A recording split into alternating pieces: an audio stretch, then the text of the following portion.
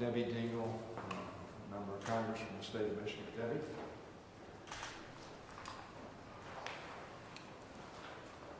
Thank you, Steny. And I see that the sponsor of the bill, Sheila Jackson-Lee, is here, and she has been devoted to making sure that this bill stays at the forefront. And Steny Hoyer has been my dearest friend and actually helped me through many things. 87,000 women, according to the United Nations, are killed every year. 50,000 of them are killed by an intimate partner or a spouse. That means 137 women die every day by a family member. Another statistics I will give you is that 1 out of 15 children witness domestic violence, and 90% of them experience it in some way. I am one of those children. I grew up at a time that no one recognized or admitted that a man could do it. Every time I have to have this discussion, I actually get more depressed. It brings back memories that sit in my heart and soul. And last night I talked to my brother and my sister, because every time I talk about this, it's not just my story, it's the story of my siblings. And we don't forget about hiding in closets, or our father taking locks off doors, of grabbing a gun from my father so he wouldn't kill my mother, and being convinced that we would die. It is time that this bill be reauthorized. Guns in volatile situations are dangerous and have devastating consequences. Calls to domestic hotlines have increased by 9%, and yet I'm sure it's much more. I have been talking to women and trying to help women who have nowhere to escape, who think that they can't because they're financially dependent and have no idea what this is doing to children. We passed it in the House 2 years ago. The Senate should have passed it. There are too many women and children that need the programs in this bill, and today we'll pass it in the House, and I urge the Senate to pass it so that no child ever has to experience what I have lived through and still feel every single day. Thank you. Thank you very much, Debbie. I'm just going to say a few words, but the principal sponsor of this legislation, the chair of the Criminal Justice Committee and the Judiciary Committee, and the really spark behind this bill 2 years ago and this year, Sheila Jackson-Lee. I will yield to her, but let me just say a few words. Sheila, I want to speak on the floor. I know you've been on the floor as well. You saw the passion demonstrated by a victim of domestic violence. Now, whether or not the violence was delivered to her personally or to her parent, and she was in fear, as she said, of her mother's life. Now, this is a pandemic in America. It is a lethal pandemic in America. It is a psychological trauma in America. The House is about to pass a long-term reauthorization of the Violence Against Women Act, which was previously blocked by Senate Republicans, sadly. It was then Senator Biden, of course, who wrote this original bylaw in 1994. I was a co-sponsor of that bill in 1994. Sheila, were you a co-sponsor of that? Came right after You that. came right after that. I was a co-sponsor in 1994 of the Violence Against Women Act. President Biden is ready to sign this bill, and I hope the Senate will act on it quickly so he can do so. VAWA has always been bipartisan. We passed and reauthorized VAWA on a bipartisan basis in 94, 2000, 2005, and 2013. It was disappointing that after the House passed a bipartisan reauthorization last Congress, the Republican-led Senate refused to take action, even after it was clear that incidents on domestic violence were increasing during the pandemic. Now, when I say they refused to take action, they didn't take up the bill and amend it and then send it over to us or ask for a conference. They just ignored it. They apparently took the position that violence against women is not important enough for us to take up and consider the bill. They didn't have to take our bill. What they had to do was address a pandemic of violence against women in America. So disappointing. In my state of Maryland, court records indicate that there were 3,244 protective orders in place in April of 2019. Women who were in danger. However, in April 2020, amid the lockdowns to protect against COVID-19, that number had dropped to 470. Now, my immediate response as I read that and looked up, dropped to 470. It dropped to 470 because women were not able to make their complaints in the lockdown period. Not because they got less. In fact, they got worse. We need to enact the broader protections.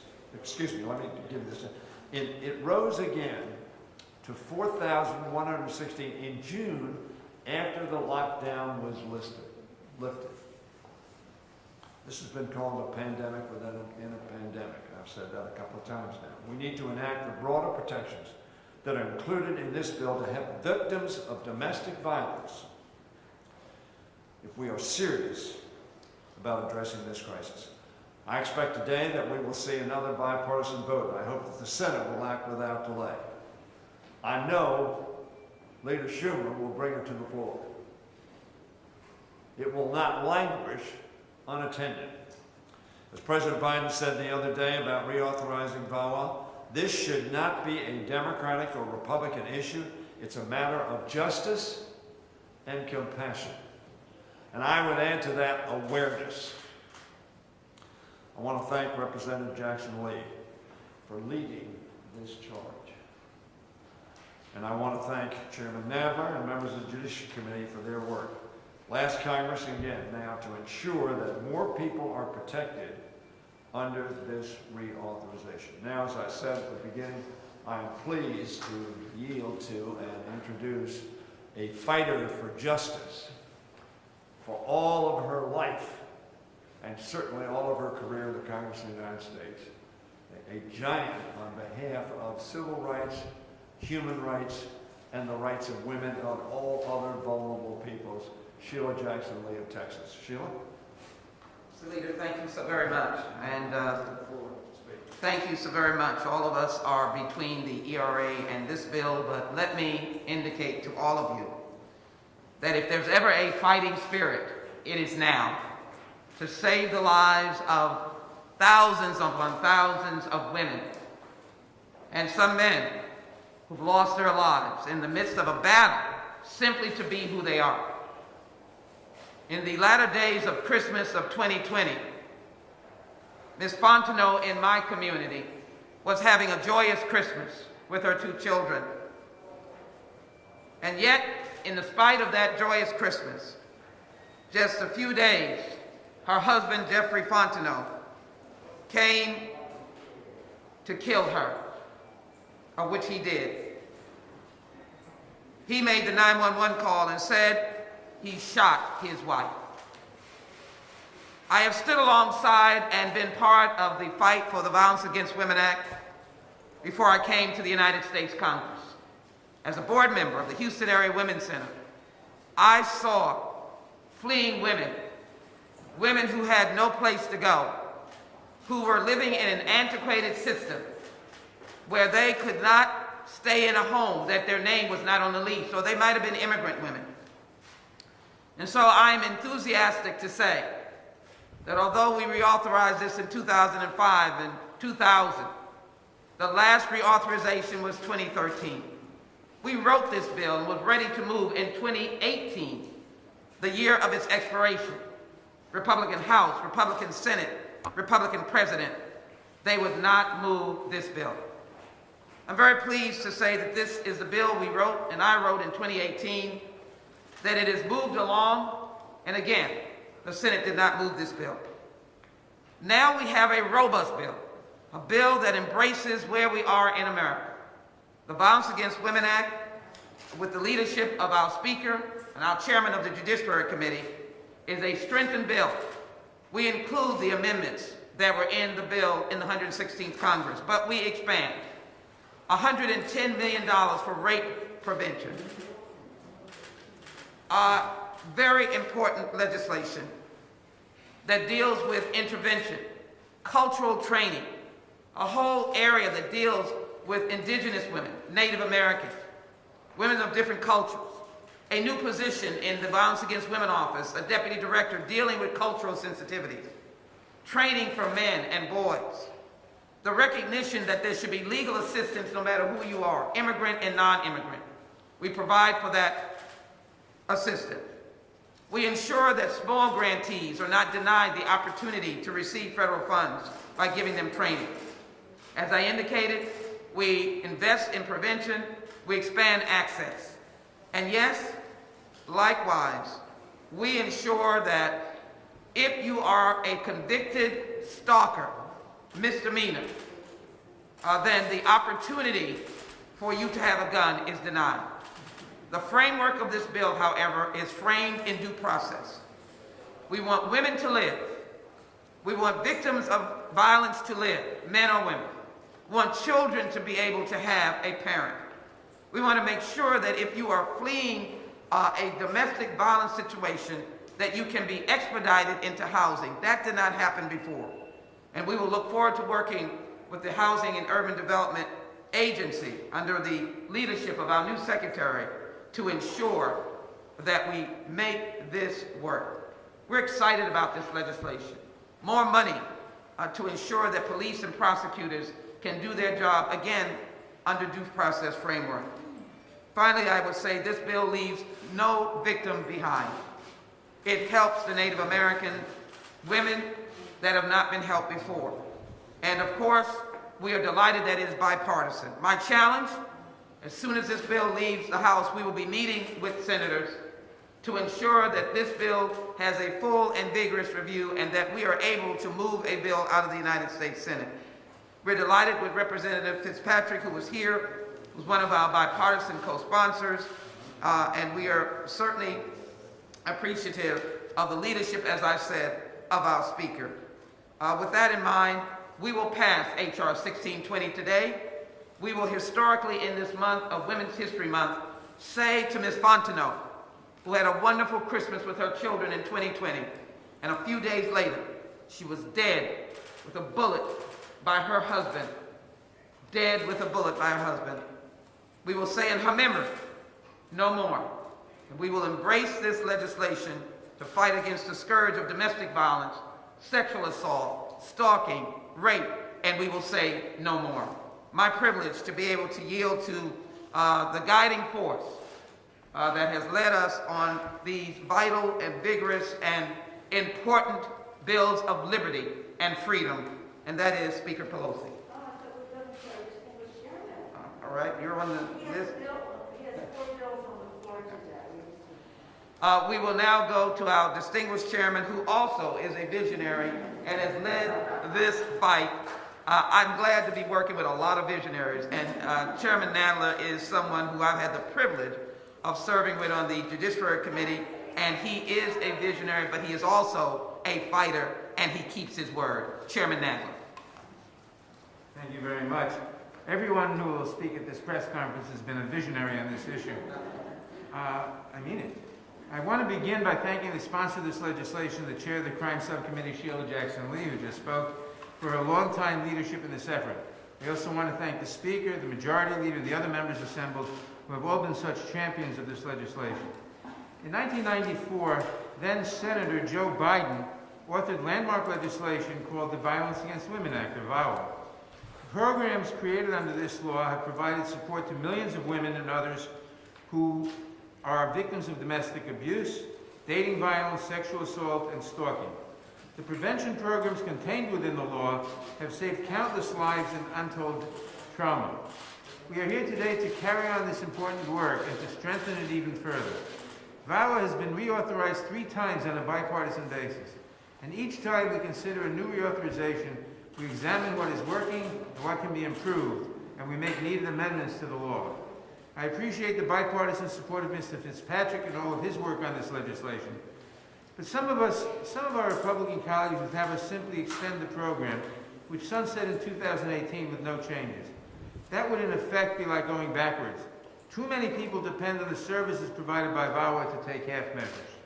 Every year, approximately 7.9 million women are victims of rape, physical violence, or stalking by an intimate partner.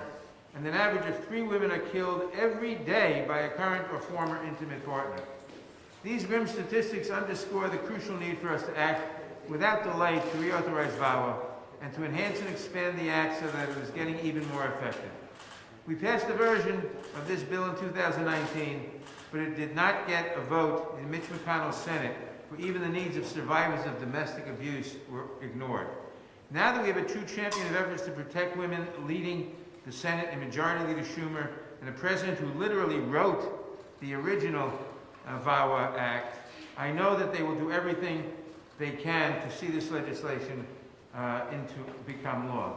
In the debate we've been having on the floor, I've heard some of the Republican speakers say that we can't pass this bill because, after all, we can't extend the deadline because the deadline's in the Constitution. Well, they're wrong. The deadline is not in the Constitution. The deadline was subject to the 22nd, 23rd, 24th, 25th, 26th, and 28th, not the 27th, amendments. If you look at the Constitution, you will not see the 7-year deadline in it. And that's because they're not part of the Constitution. So we have the power to pass this legislation. We certainly ought to pass this legislation. And I thank everyone involved with it. And I now yield to the distinguished Speaker of the House, Ms. Pelosi. Thank you, Mr. Chairman. I thank the gentleman for yielding. I also thank him for yielding to me on the floor for the Equal Rights Amendment legislation that we passed there, where the deadline was a point of order. Madam Chair, Jackson Lee, you have been constant, relentless, strong advocate, champion for the Violence Against Women Act, and every chance I get, I want to commend you for that, because so many women in America benefit from your advocacy, your relentlessness, and your persistence. I rise here to join you at this press conference in support of this legislation. And others have referenced the fact that Joe Biden was the author of this in 1994. The distinguished leader in the Senate, Mr. Schumer, was very much a part of passing that legislation as well. And many of us were minions at the time, running around to get the bill passed, and then later, following that as appropriators, to get the bill funded. So this has been a priority in every way for a long time. The last time the bill was authorized was 2013 under the leadership of President Obama. And because others have referenced what Republicans have said on this, that, and the other thing, I want to just recall how we got this bill passed at that time. The bipartisan bill passed the Senate, the United States Senate. And when it came to the House, the then Speaker Boehner did not bring the bill to the floor. It already passed in a bipartisan way in the Senate. We, shall we say, had some outside mobilization where people spoke up and wanted the bill to be brought to the floor. Well, the Republicans said, you want a VAWA? We'll have a VAWA. And they had a bill that they advanced. Our pitch as the minority was to the Speaker was to say, bring both bills to the floor, and we will have one be preeminent on the floor. And the Republican bill, which they wholeheartedly supported, said we're against violence against women unless you are a Native American woman, unless you're LGBTQ, or unless you're an immigrant woman. Then you don't have any protection against violence against women. And that, they thought, was really a good bill. And they voted with great exuberance and enthusiasm overwhelmingly for that bill. Happily, enough of them also voted for the bipartisan bill that had passed the Senate. And we were able to have the bill passed, signed by the president at the big signing ceremony, introduced by a Native American woman, and of course the Vice President of the United States, who had been an early author of the Violence Against Women Act. It was cause for celebration. Over time, we always want to review acts of Congress to see laws that are made, to see what can be improved upon. And Congresswoman Jackson Lee has been a master at doing just that. She has been a leader in reviewing it, making positive suggestions about how it all could be changed.